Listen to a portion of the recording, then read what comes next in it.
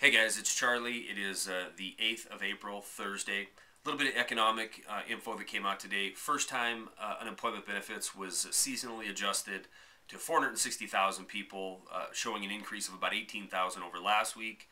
The news there is the trend has now turned from a downward trend back to an upward trend.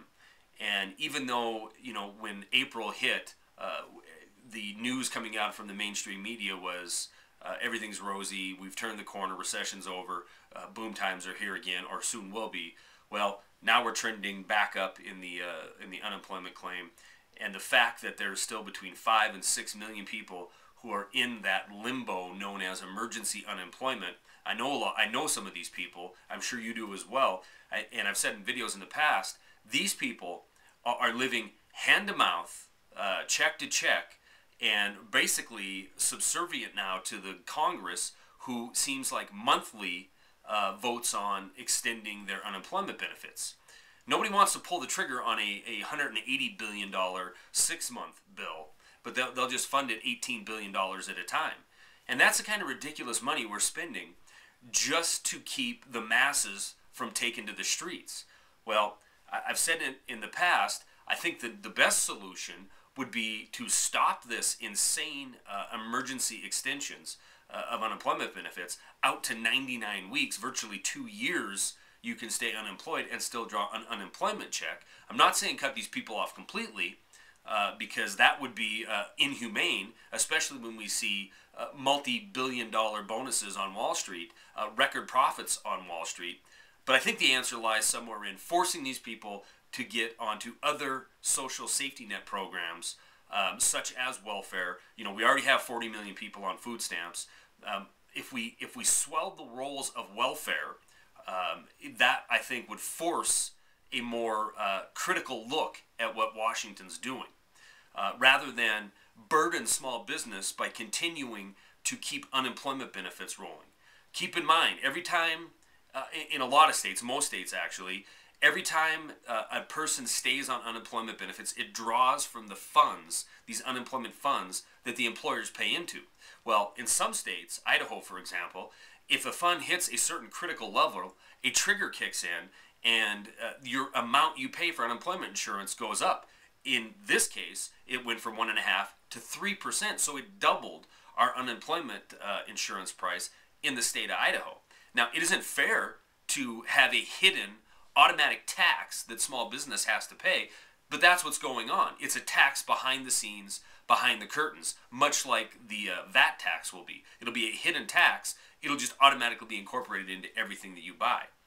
Now, I think it's safe to say that most people listening to me feel that they have lost representation in Washington, and the media is not doing their job as being a watchdog of the government. Now, Warren over at W.E. Pollock, that's his YouTube channel, put out an excellent video last week titled Mr. Fox and Other Short Stories. I'm going to link it to this video. But it confirms what a lot of people like me have been saying for some time now, which is media has one goal and one goal only, and that is to increase the profits on the bottom line. Truth be damned, revenue be worshipped. That's what we're dealing with when it comes to media. Watch that video and it'll be self-explanatory to what I'm talking about. Now, along with my idea, a simple idea of having people who are drawing emergency unemployment benefits, leaving the unemployment rolls, freeing up some much-needed capital for small business, and forcing people who are on perpetual unemployment to either find work if they can, or get on a program that is somewhat painful, like welfare. That is just a very basic, simple idea. But that's what we're going to need, is basic, simple ideas to inevitably get this country back on its feet, or at least pointed in the right direction. For those of you who've listened to me for quite some time, you know my feeling, which is I think the only way the current crisis is going to come to an end is going to be the fact that the unsustainability of this spending and the corruption in our government is going to come to a head. We are going to have a massive economic crisis. Hopefully we don't have a massive social unrest and an Armageddon type situation in this country. But a crash, I believe, is inevitable. So with that in mind, my point of view in mind anyway, and Warren with his point of view in mind, him and I have been talking recently about what is the next step. What do we want to do? And we both came up to the conclusion that even though we don't agree 100% with each other's views, we agree on a lot.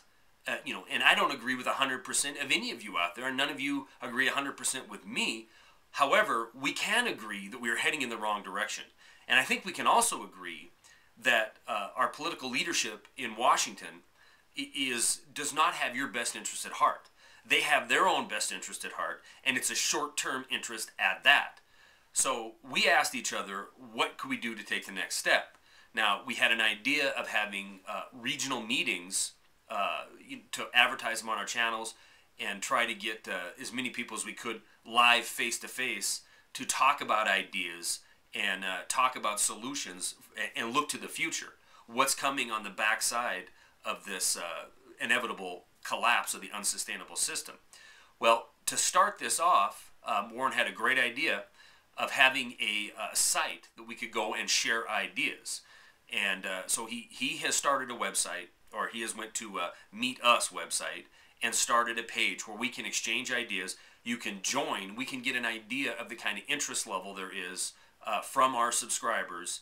And hopefully, if we generate enough interest, and there's enough of you out there that want to take part in this, we can have actual face-to-face meetings around the country to talk about real ideas, real solutions, and real plans on everything, from politics to economics to the pending crash to crisis management to you name it. But I think the idea that we're going to get that kind of information from either our representatives is a farce, or that we're going to get any kind of true reporting from the mainstream media is a farce. I think we're at the point where we need to rely on each other for alternative information, alternative media, and for true ideas. So I'm going to put a link with the video in the more information underneath here. And go to the site. Please join up. It's free to join the site, and you'll have an opportunity to share ideas with other like-minded people. And like I said, you don't have to agree with my views. You don't have to agree with Warren's views. But if you know there's something wrong with the direction of this country, and you know that you're not being represented, the answer is going to lie with us, with the people of this country.